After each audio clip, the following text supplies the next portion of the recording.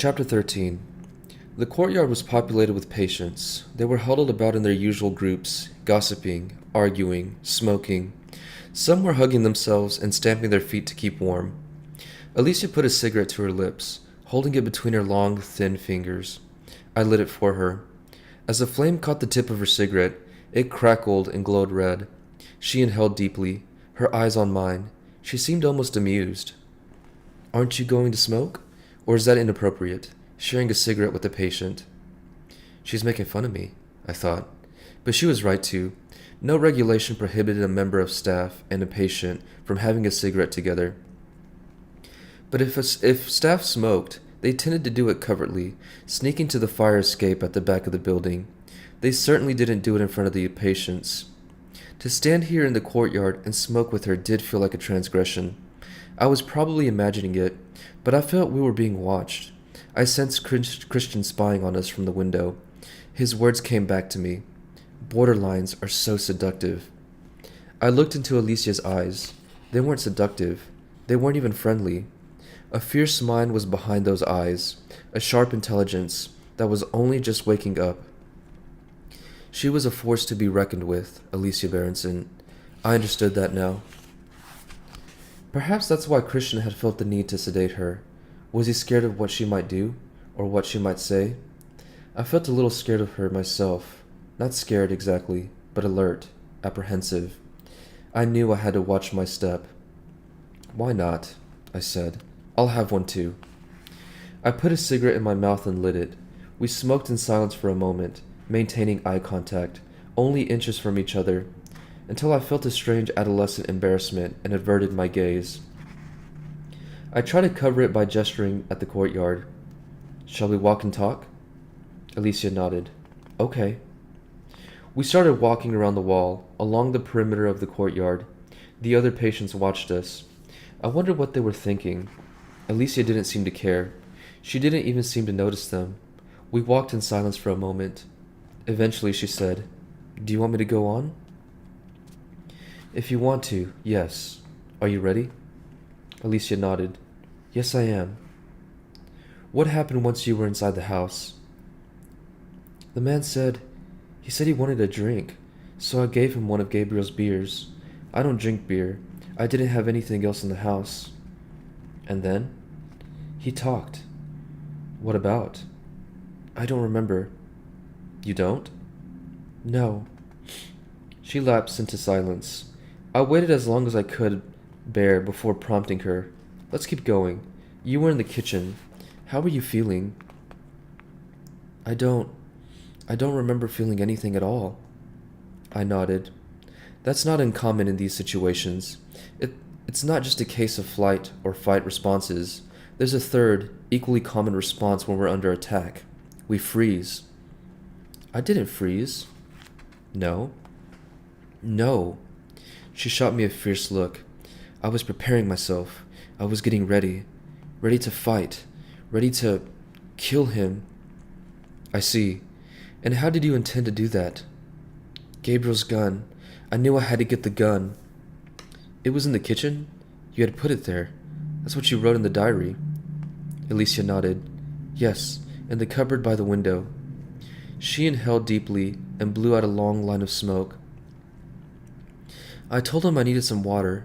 I went to get a glass. I walked across the kitchen. It took forever to walk a few feet, step by step. I reached the cupboard. My hand was shaking. I opened it. And? The cupboard was empty. The gun was gone. And then I heard him say, 'The glasses are in the cupboard to your right.' I turned around, and the gun was there. In his hand. He was pointing at me and laughing." "And then?" "Then? What were you thinking?" "That had been my last chance to escape. And now he was going to kill me." "You believed he was going to kill you?" "I knew he was." "But then why did he delay? Why not do it as soon as you broke into the house?" Alicia didn't answer. I glanced at her. To my surprise, a smile was on her lips. "When I was young, Aunt Lydia had a kitten, a tabby cat. I didn't like her much. She was wild, and she'd go for me sometimes with her claws. She was unkind, and cruel. Don't animals act out of instinct? Can they be cruel? Alicia looked at me intently. They can be cruel. She was. She would bring in things from the field, mice or little birds she'd caught. And they were always half alive, wounded, but alive. She kept them like that and play with them. I see. It sounds like you're saying you were this man's prey? That he was playing some kind of sadistic game with you? Is that right? Alicia dropped the end of her cigarette on the ground and stepped on it. Give me another one. I handed her the pack. She took one and lit the cigarette herself. She smoked for a moment.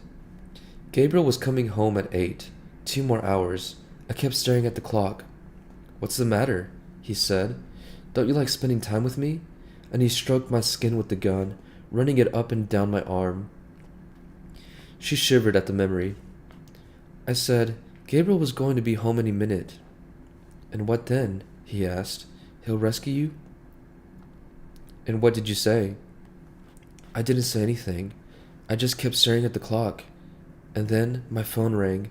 It was Gabriel. He told me to answer it. He held the gun against my head. And? What did Gabriel say? He said the shoot was turning into a nightmare, so I should go ahead and eat without him. He wouldn't get back until 10 at the earliest. I hung up. My husband is on his way home, I said. He'll be here in a few minutes. You should go now, before he gets back. The man just laughed. But I heard him say he won't be back until 10, he said. We've got hours to kill. Get me some rope, he said, or tape, or something. I want to tie you up.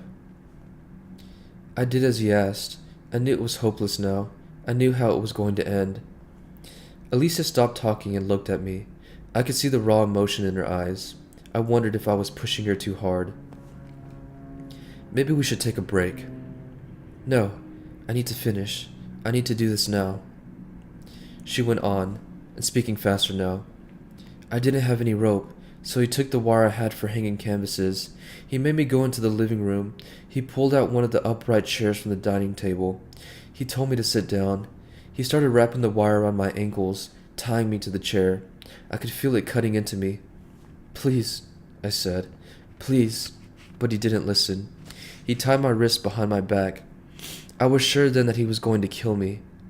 I wish he had. She spat this out. I was startled by her vehemence. Why do you wish that? Because what he did was worse. For a second I thought Alicia was going to cry. I fought a sudden desire to hold her, take her in my arms, kiss her, reassure her, promise her that she was safe. I restrained myself. I stubbed out my cigarette on the red brick wall. I feel that you need to be taken care of. I find myself wanting to take care of you, Alicia. No. She shook her head firmly.